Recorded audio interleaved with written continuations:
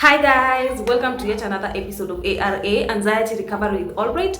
And I think I told you some days back that every Tuesday, every Thursday, every Saturday, there'll be a new video on this channel. So if you don't want to miss anything from me, if you don't want to miss anything concerning anxiety, then you better keep it locked. Keep it locked on those days.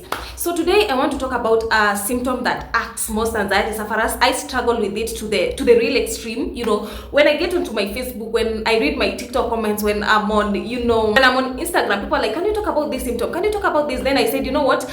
That's what I'm gonna do, because what is the purpose of the channel? To talk about, anxiety, talk about the symptoms brought by anxiety and how you can be able to tackle each and every symptom. So today in this video, I want to talk about DPDR, depersonalization, derealization, slash feelings of unreality. And it is one of those symptoms that I see is a struggle to most anxiety sufferers. I struggled with it for the longest throughout my anxiety journey. I felt like I was not real. Like I used to hold myself like this, then I asked myself, is this really me? Even holding a glass of wine, I was like, am I really holding this glass? There was no true connection to the world. I felt like I was seeing the world from a glass.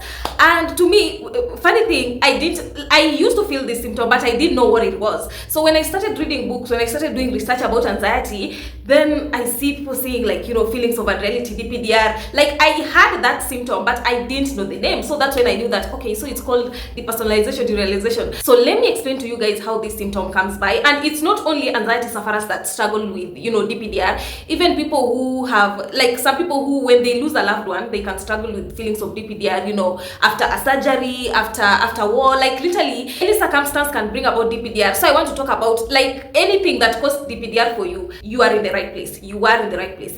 So as with anxiety, you know that anxiety is caused by excess worry. Something happened, a life event, and you started worrying about this life event. As you worried, other symptoms started coming: the chest pain, the heart palpitations, the migraines, the breathlessness, the dizziness, Even someone who had a panic attack, you worried about getting another panic attack, and this worry, brought about other symptoms, the symptoms that you are dealing with now. People struggling with anxiety are always worrying. They are always trying to figure things out. They are always overthinking. They are always overanalyzing. They are thinking about their specific situation. They are thinking about the physical symptoms that they have. They are thinking about how they can be able to get themselves out of that situation.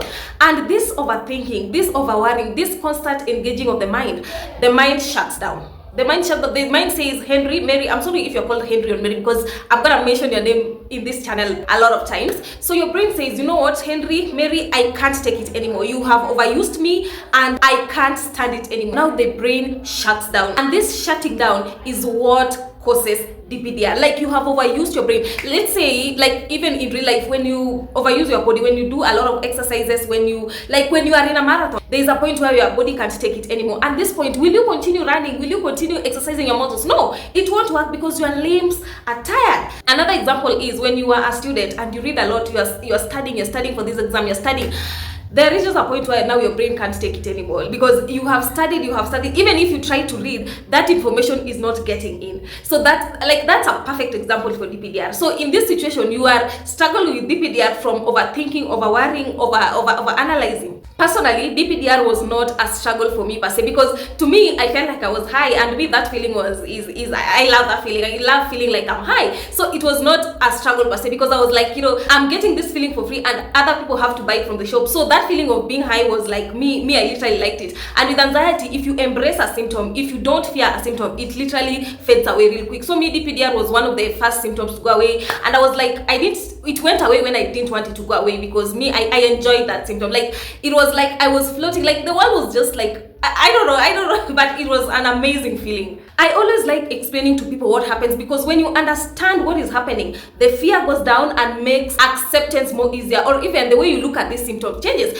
So DPDR is caused by your constant overthinking, your constant overworrying, your constant overanalyzing. And the mistake that most anxiety sufferers do is that they think they can fix DPDR with more thinking. They think they can think their way out of DPDR. And the more you think, the more you analyze, the more you overworry, the more DPDR, the more your brain literally shuts down, because you have overused your brain. And every part of our body, when you overuse it, there reaches a point where it can't work anymore. Either your limbs get tired, either you are weak, or you can't think clearly anymore. So you have overused your brain, and as a result, you are experiencing symptoms of DPDR. You are feeling like you are seeing the world from a glass. You don't feel real. Nothing feels real. Like that's a symptom of DPDR. Most people, especially when you don't understand how anxiety works, that's the point that you can think, am I going crazy? Am I losing my mind? Am I altered with my brain chemistry?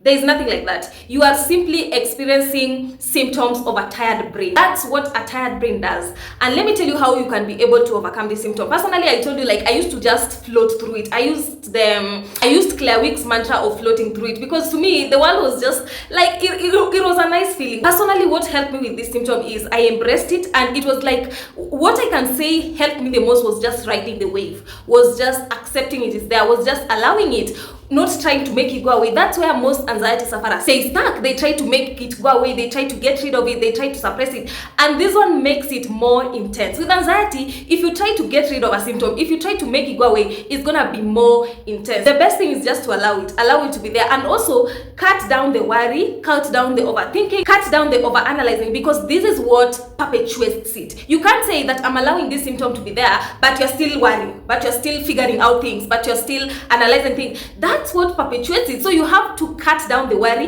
and allow this symptom, because already you know how this symptom has come by. So what you need to do is, after cutting down the worry, then you allow the symptom to be there. Like, ride the wave. That's what helped me with DPDR. The common mistake I find for most anxiety sufferers is trying to figure this symptom out. And I've used this video to explain to you that the more you try and figure it out, the more it grips on you, the more it becomes overwhelming. But if you just allow, you can't solve the mind with the mind. You can't solve DPDR with, trying to figure things out, because already trying to figure things out is the reason why it's there. So the thing here is to cut down the worry and allow it to be there. As you allow it to be there, you'll start feeling more connected, you'll start feeling more the world will start, the colors will start becoming bright, everything will start to be clear. But the moment you are still continuing to figure things out, to over worry, to over analyzing, the more you are perpetuating DPDR. So allow it, ride the wave, and cut down the worry.